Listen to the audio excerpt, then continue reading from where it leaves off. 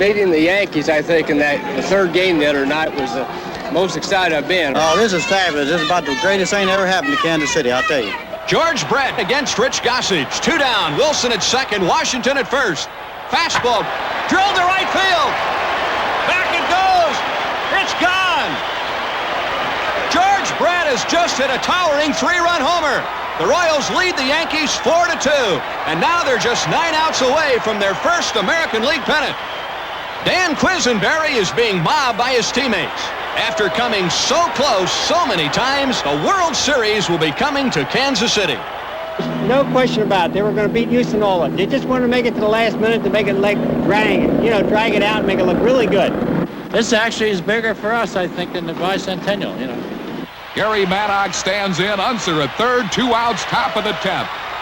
LaCourte's pitch. Maddox swings, line drive, center field. Gould can't get it.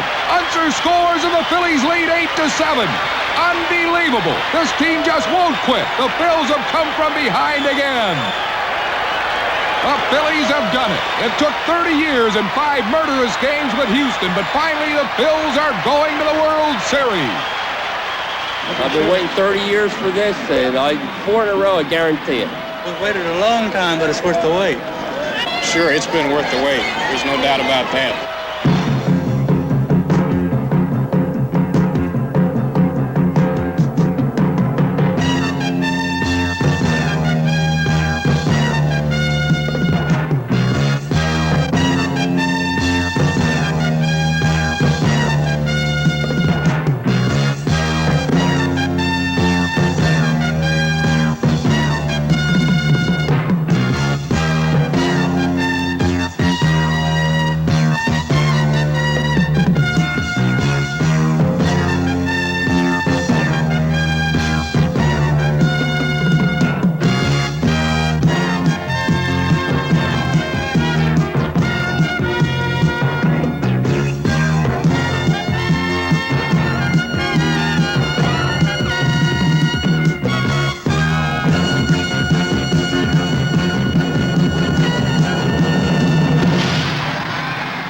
For the first time in 60 years, 2 teams who have never won a World Series square off in baseball's October showcase.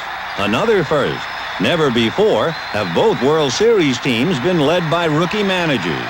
But Kansas City's Jim Pry and Philadelphia's Dallas Green are given much of the credit for turning around their team's fortunes and bringing about this historic meeting.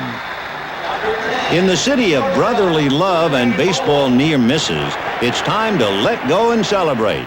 For 1950 seems an eternity ago. Eddie Sawyer, the manager of that last Phillies pennant winner, is Game 1's first ball hurler. Despite their grueling championship series with Houston, it's a relaxed and confident Phillies team. On the mound is Bob Walk, the first rookie pitcher to start Game 1 in 28 years, and batsmen like Amos Otis are just itching to get a crack at the kid. With a man on first in the second inning, Walk gets a rude World Series introduction.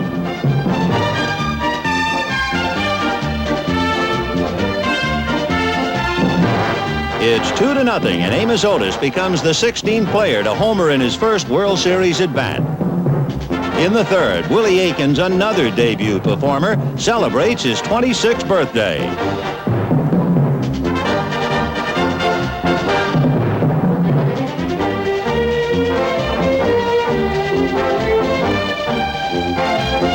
Just ask Willie Aikens if it doesn't feel good to be 26 and 4 runs in front. A couple more base runners put Clint Hurdle in the driver's seat.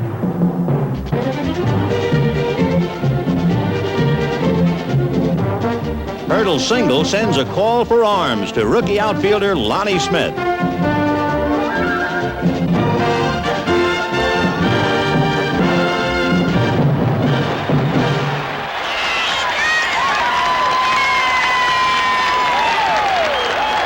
Still, with a 4-run cushion, 20-game winner Dennis Leonard ought to be breathing easily. But there's no such thing against these feisty come-from-behind Phillies. In the third inning, Larry Boa strikes a blow for the bottom-of-the-order brigade.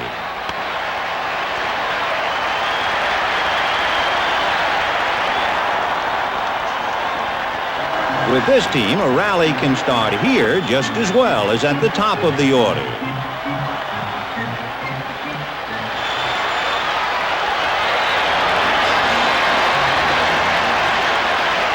The scrappy shortstop knows that someone has to stoke the coals.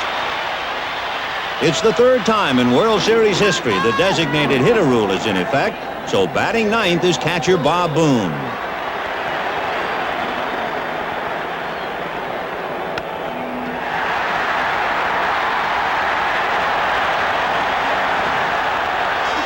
The DH rule backfires on its American League founders as the Phillies' 8th and 9th batters produce their first World Series run.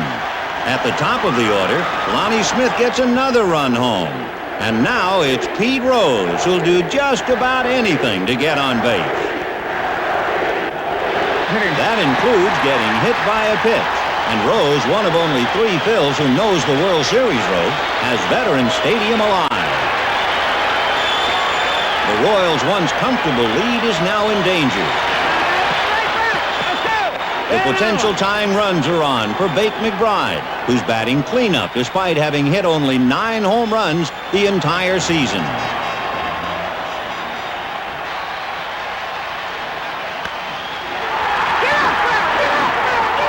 High, deep, and gone.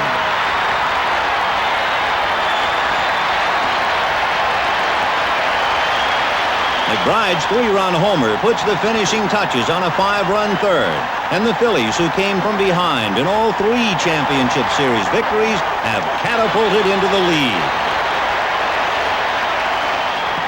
2 more runs extend the Phillies' lead to 7-4, and the insurance tallies help Bob Walk settle down in the middle innings. But with a runner on in the 8th and nobody out, the massive frame of Willie Aikens is an ominous presence.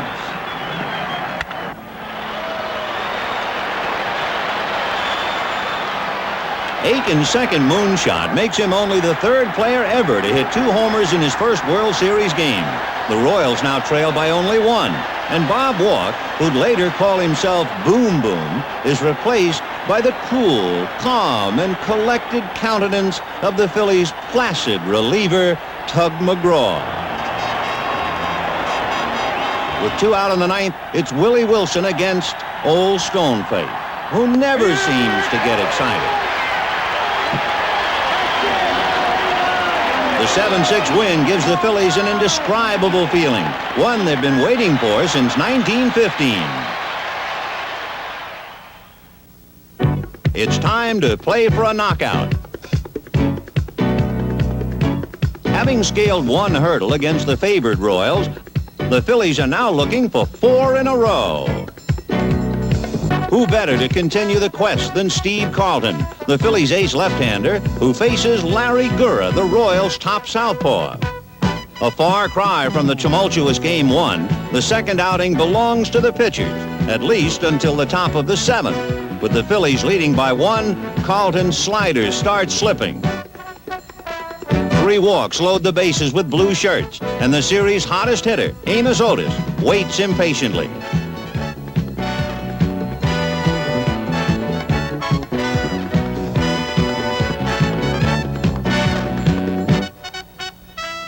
A 2-run double, and for Otis, a series total of 5 hits for a royal flush.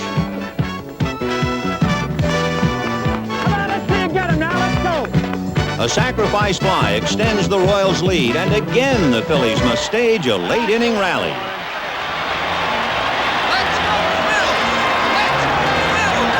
But these folks have learned to have faith in these times, thanks to a late-inning healer named Del Unser.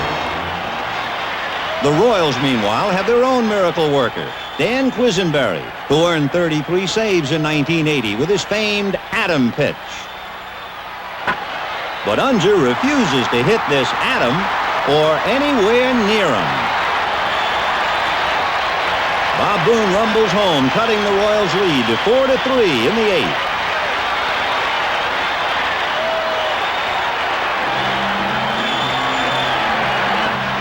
A ground out advances Unser to 3rd, and the infield is drawn in for Shake and Bake McBride. The hero of Game 1 is a hero again.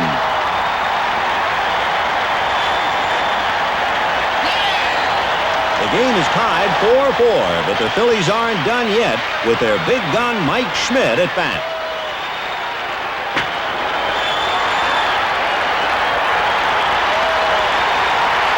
It's one right fielder against another.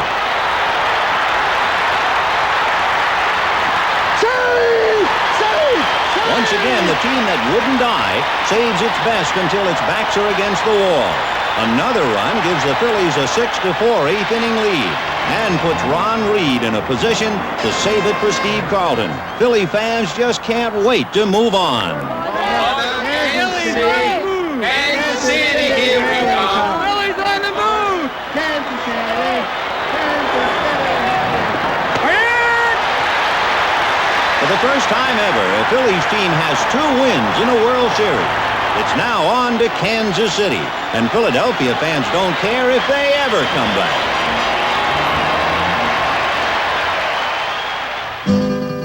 A city of sparkling waters and Midwestern charm, Kansas City's caught the fever because its favorite 12-year-old is coming home.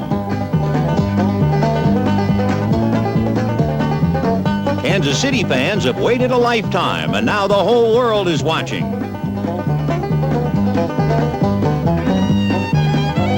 The Royals are down 2-0, but 7 teams have come back after losing the first 2, so no one's about to roll over just yet.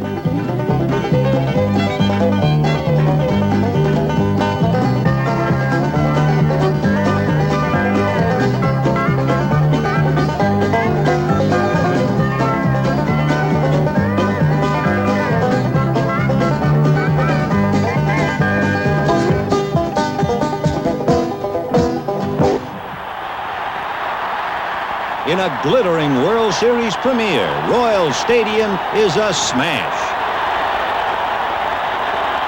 The fun's hardly begun when up steps George Brett in inning 1. It's a huge relief for Royal fans because the most celebrated case of hemorrhoids in recent memory had forced Brett out of Game 2 in the latter innings. With the hopes of all of Kansas City and an operation the day before, the indomitable Brett is back in the lineup. Dick Ruthven, the Phillies starting pitcher in Game 3, has the unenviable chore of facing the game's best hitter in front of his adoring legions.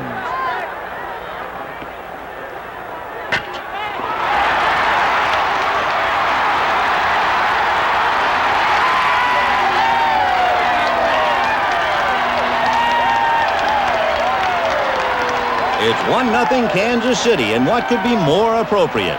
The first World Series hit at Royal Stadium is a home run by the one and only George Brett, who has, in his own words, put my troubles behind me. The Phillies, however, are not behind for long, and the game stays knotted into the 4th inning when Willie Aikens bats with 1 out and nobody on.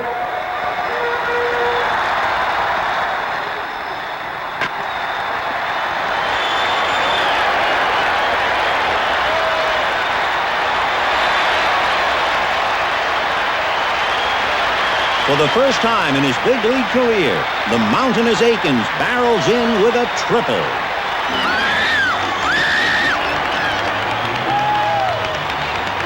Next up for the Royals is their Big Mac, Hal McRae. McRae's single scores Aikens and puts Kansas City in the lead 2-1.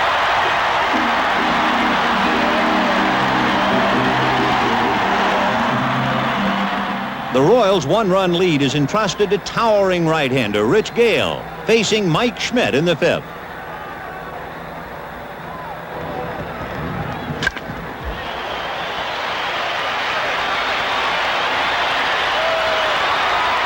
For the first time in 19 career postseason games, Mike Schmidt gets to display his home run trot.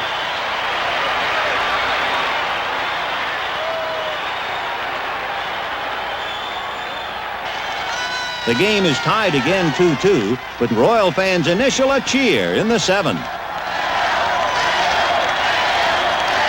In KC, AO stands for Amos Otis, and the red-hot Royal center fielder gets ready to send this ball a WOL.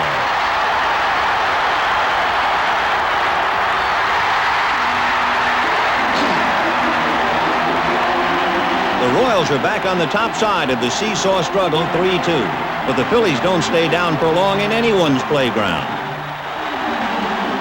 One more comeback in the 8th, and this battle royale heads into extra innings with the Phillies mount a 10th inning threat. An encore is being asked of Mike Schmidt, while the Royals look for a command performance from Dan Quisenberry. Frank White's masterful double play symbolizes the highs and lows of this relentless series. With the Phillies having stranded a record 15 runners, it's the Royals' turn to mount an offensive on Tug McGraw. Despite a pitch out, Willie Wilson steals second base. After a walk, McGraw pitches to the Royals' cleanup man. All right. Make a pitch steal, Willie. Willie Aiken stands in with 2 outs and the potential winning run at second base.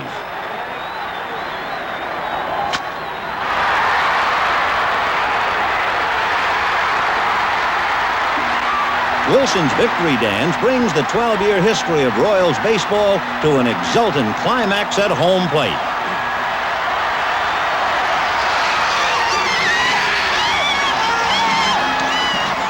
At long last, the Kansas City Royals have won a World Series game.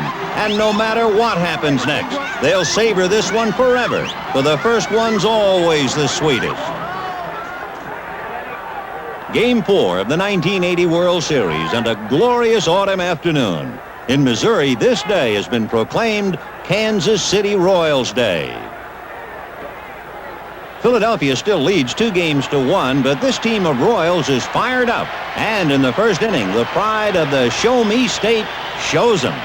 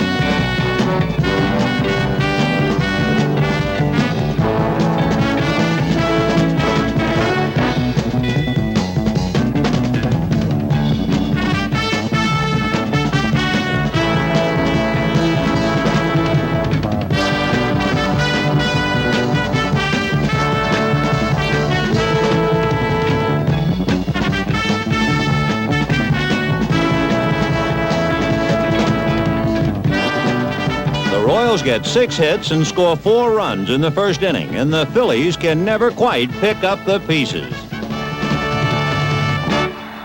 The series is tied at 2 games apiece. Dennis Leonard is the winner with a save from Quisenberry and 2 homers from Aiken. But the most memorable moment of Game 4 came in the 4th. George Brett facing Dickie Knowles.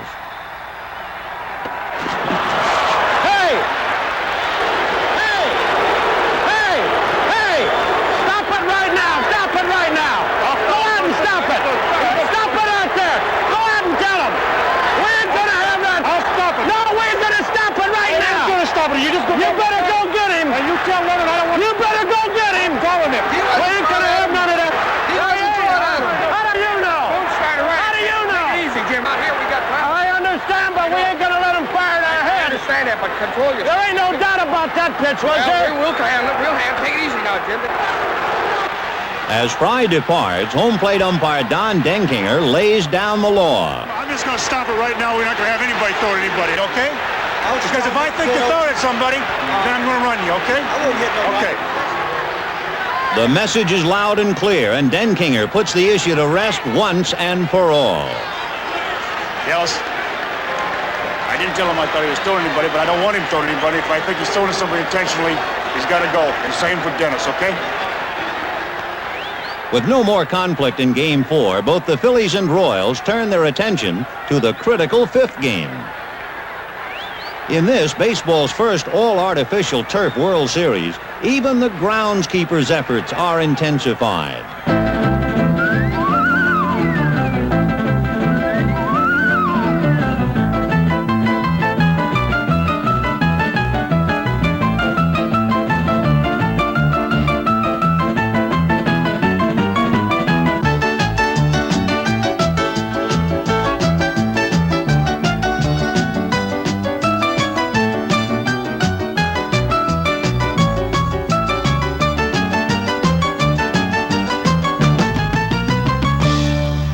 There's always a touch of levity to be found, but now the tension is spiraling for these two stubborn ball clubs.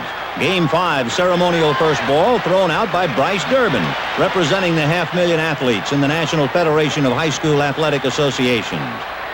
The real first ball will be thrown by Larry Gura, who's already turned in a commendable performance in Game 2. After a scoreless first 3 innings, Bake McBride bats with 1 out in the 4th.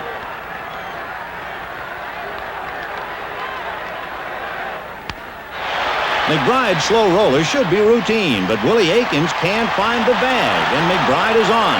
Aikens' seemingly trivial error could become the game's first pivotal play, for you hate to put a base runner on with the Major League's home run king, Mike Schmidt, up next.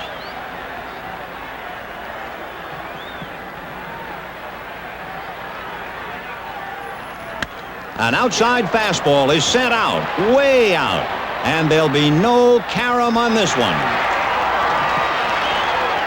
The Phillies go ahead 2-0, and Schmidt's second home run of the World Series thrust the Royals into the role of playing comeback. Kansas City gets a run in the 5th, but the Phillies' second rookie starter of the series, 22-year-old Marty Bystrom, is displaying poise beyond his years. Now in the 6th, Amos Otis takes aim.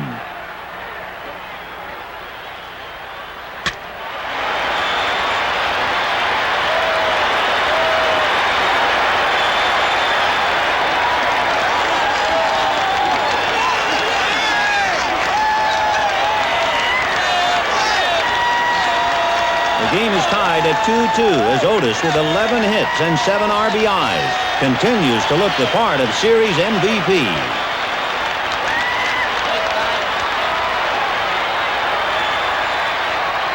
Two more hits send Bystrom walking. Ron Reed relieves, and the Royals go ahead by a run. Now, Darrell Porter's at first, and Willie Wilson connects. From the crack of the bat, Porter's got home plate fever. But so does the Philadelphia tandem of McBride and Trio.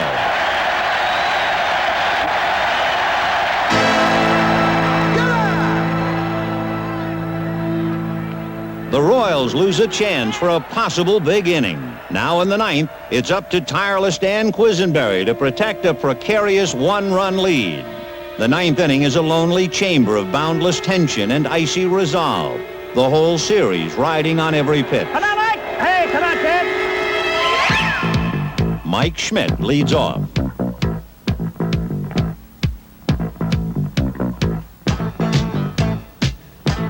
Brett, who'd been playing more shallow than usual, is a forlorn figure, and Schmidt is the potential tying run.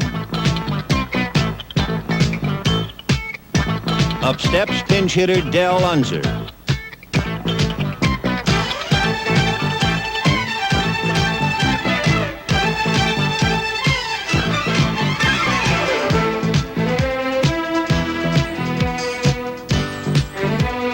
The comforts of home. One man's celebration is another fan's nightmare. And now with the score tied, something's got to give. The uncanny Unser has been sacrificed to third, and now with 2 outs, the batter is Manny Trio.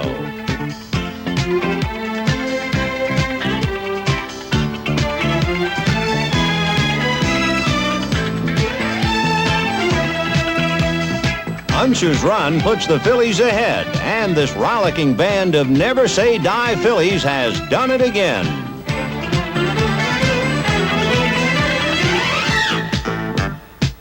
After Hal McRae's long fly ball to left falls just foul, Tug McGraw has to catch his breath. The Royals then load the bases. With 2 outs in the bottom of the 9th, Jose Cardenal's at bat.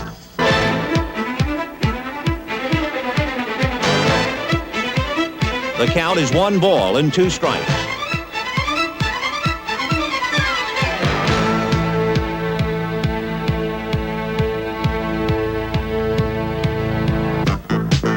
It's a triumphant Tug McGraw, and the Phillies have scratched and clawed and hung on for dear life to take a precious 3-2 lead back to Philadelphia. Game 6 brings out almost 66,000 fans, the largest World Series crowd in 16 years. A record-breaking television audience is also watching.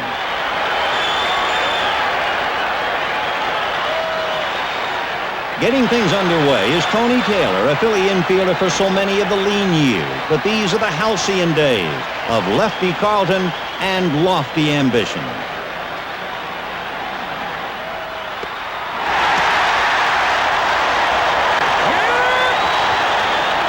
For 7 innings, Carlton sends the Royals down with hardly a whimper.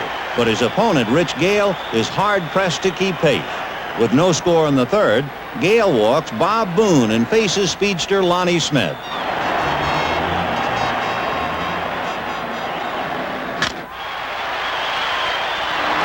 Surprisingly, the call is safe.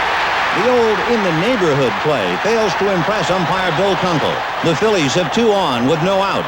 A throwing error is charged to Frank White, and the KC skipper is flying. Come on, Bill! What's going on, Bill? Pull him up. The ball didn't pull him off nothing. Come on, Bill! What's going on, for crying out loud? It's just a first play. He's not doing anything, for crying out loud. How can you call a play like that? How can you call a play like that, Bill? Come on, Bill. How can you do that? There was no play. Come on, Bill. You don't see that twice a year, Bill. Put the ball right here. Come on, for crying out loud. The futility of Fry's mission becomes apparent, and the manager addresses himself to an ally. He's going to bunt for sure. We'll have to play with 2 charges. With Boone at 2nd and Smith at 1st, Fry has put his infielders in motion to combat a sacrifice bunt. Pete Rose is the man in the middle of all this as the game assumes the look of strategic warfare. Will Rose bunt or not? With Brett charging, Rose fakes and takes a ball, and with the count 3-1, Fry sends his infielders back. Noticing the change in defensive strategy, Rose lays down a gorgeous bunt, and George Brett is playing too deep to make the play.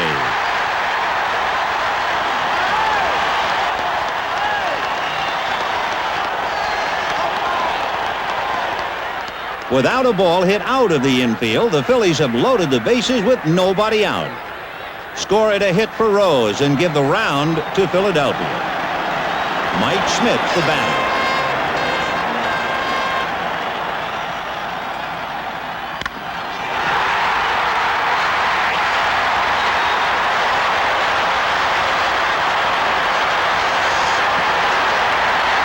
The Phillies go up 2-0 thanks to the clutch swinging Schmidt.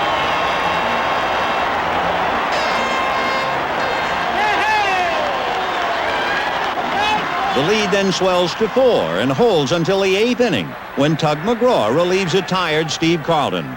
The Royals break through for a run, and with the bases loaded, it's designated hitter Hal McRae versus designated stopper Tug McGraw.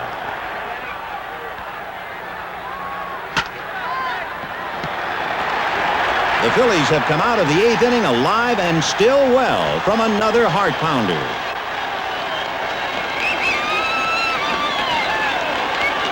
Still, this slap-happy fellow has a truly astonishing flair for drama, and the 9th inning will provide even more.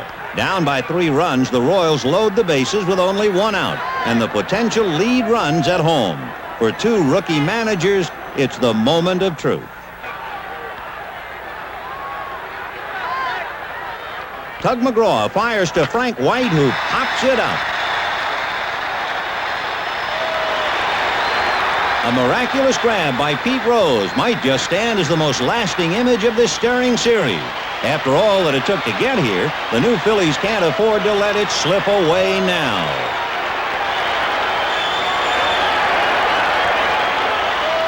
It goes in the books as out number 2. The Phillies need just 1 more strike to wrap it up, and Willie Wilson stands in the way.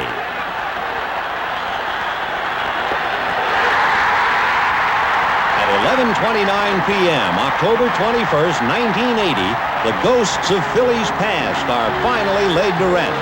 The team that couldn't win the big one has taken the ultimate, and the fans who never had a champion have a World Series winner. It was 98 years in coming, but as any Philadelphia fan will tell you, it was well worth the wait. The 6-game Philly triumph brings tears to the eyes of General Manager Paul Owen and Philly fans everywhere. In looking back at the 1980 World Series, there were heroes galore. The Phillies' Bake McBride set the tone of the series, spearheading the first-game comeback with his resounding 3-run homer. Amos Otis had a series-high .478 batting average and a bevy of clutch hits for the Royals. Hal McRae, one of only 2 Royals with previous World Series experience, gave KC a dependable DH. While Willie Aikens conducted a vicious assault on Philadelphia's pitching and became the first player ever to hit 2 home runs in 2 games of the same series. Perhaps the most unsung hero of the series was Philly Ironman Bob Boone, who courageously shrugged off a foot injury to bat .412 and catch every inning. Shortstop Larry Boa triggered a World Series record 7 double plays and led the Phillies in both base hits and stolen bases while adding a boyish enthusiasm. But the most exuberant Philly was reliever Tug McGraw, who won 1 game, saved 2 others, and kept everyone's heart thumping. The Royals' George Brett displayed his incomparable batting stroke to the whole world. Steve Carlton, the man they call Lefty, struck out 17 in 15 innings and accounted for 2 of the Phillies' 4 wins. And finally, Mike Schmidt, who silenced his critics by winning the World Series MVP trophy, then saying graciously, "I'd like to chop it up into at least 25 pieces and give some to all the other guys." One and all, the 1980 Philadelphia Phillies are baseball's world champions.